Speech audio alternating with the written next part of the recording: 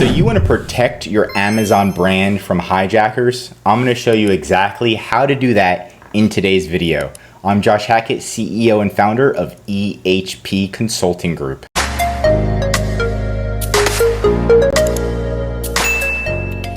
So first, I'm going to show you what a hijacker is. It's pretty much somebody that steals your buy box on Amazon.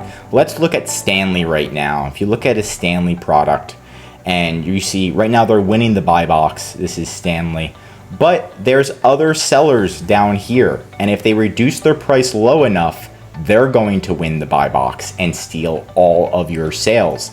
Anytime it says other sellers on Amazon, that means that there is probably a hijacker trying to compete against your product and steal your sales.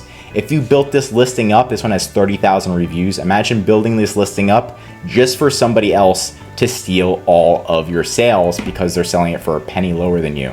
So you need to stay on top of this and get these hijackers removed. There's two different ways to get hijackers removed. One is with a trademark, one is without a trademark. We're gonna talk about without a trademark first because some people don't have trademarks. So you can go to amazon.com/report/infringement, and this is where you can report fakes.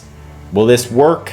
Sometimes, but you can attempt to get it removed. Option number two, if you do not have a trademark, is to report it as a scam, that they're scamming your product. Right now, you have to actually email them with evidence. I always recommend you do a test buy. So you have to actually do a test buy to make sure that the product they're selling is a fake, which 99% of the time, hijackers are selling fakes. 1% they're buying it from you, but usually they're not reducing the price that low because they're gonna lose money. So you can report them right there, this email. You can also report them, visit this website, reportfraud.ftc.gov, and report it directly to the FTC. The more in different areas you report it to, the higher chances of success, especially if you actually did a test buy and purchased the product and took pictures showing that it is a fake. Now here's the easier method. Get a trademark, okay? So now we're gonna be showing you the methods if you do have a trademark, and you can get a trademark from going to the uspto.gov, and then you can file a trademark. There's also attorneys, we do it, and you can get a trademark right when you file for a trademark. You wait 3 days, you're gonna get a special serial number, and you're gonna go to brand registry, type that in Google, brand registry, and then you can sign in and enroll your trademark. So that way, if anybody's violating your intellectual property, you can actually submit a verified submission where Amazon will take action very quickly. So you're gonna go to brand registry, and then you're going to enroll a brand, and you're gonna enroll that trademark and get it approved for brand registry. Once you're approved for brand registry, you're gonna have this protect button, and this is where you can report a violation. It's gonna be extremely easy if they are hijacking your brand because they're stealing your trademark. So as long as your trademark is in the title, you're gonna have a really good chance of getting them removed extremely quickly. So make sure you edit your listing, add that trademark in your title. If it's not already there, add it in your pictures if you can as well. But what you're going to do is you're gonna get that ASIN. It starts with B as in boy. Get your product's ASIN. You're gonna put that in there. Amazon.com is the USA. You're gonna search for it, and then you're gonna submit, click on the whole listing. But since it's your listing, you wanna be very careful, and you only wanna submit a seller. So there's 26 sellers. You can report all of them or one of them at a time.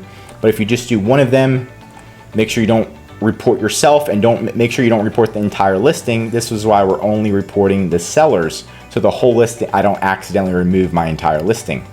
Then you're going to do trademark infringement, and then you can literally mention your trademark and everything and show. You may need to do a test buy again and give them your order ID number for it to get approved.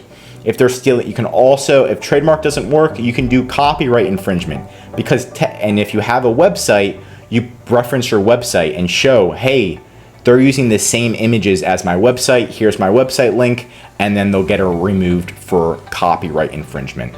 If you have a patent, then you probably already know this, because patents are one of the strongest things you can use to get somebody removed. Copyright's the easiest, and trademark is in the middle. So if you don't have anything, if they are copying your photos or something like that, you can use copyright and you can get them removed if trademark doesn't work. You can also reach out to Amazon Seller Central. So you're gonna go into your Seller Central tab and you're going to ask Amazon. You're gonna go into your Seller Central tab, you're gonna go to help get resources, and you're going to ask Amazon to gate your listing. What that means is random people can't sell your listing. They have to actually submit an official invoice to Amazon that shows they purchased your product and it's authentic. Amazon has to verify it, and then they let them sell. This is going to stop them. This is difficult to do. It's called gating. So you need to gate your product. What that pretty much does, if somebody clicks add products, and let's say we want to sell a Stanley, it's going to say not available. So like Amazon like completely won't let you post it, or it's going to say apply. So they can apply to sell it, but they have to submit a special invoice, an official invoice, or a letter of authorization. It just adds a barrier to entry, and you want to have a barrier so people can't sell under your brand and under your product. Last but not least is Amazon transparency. So if you go to protect, there's this button called transparency. This is your last resort, and it's where you put Amazon gives you a special barcode. So you have your regular barcode, and then you have an extra special barcode that Amazon scans each time they sell your products. So that way they know it's official.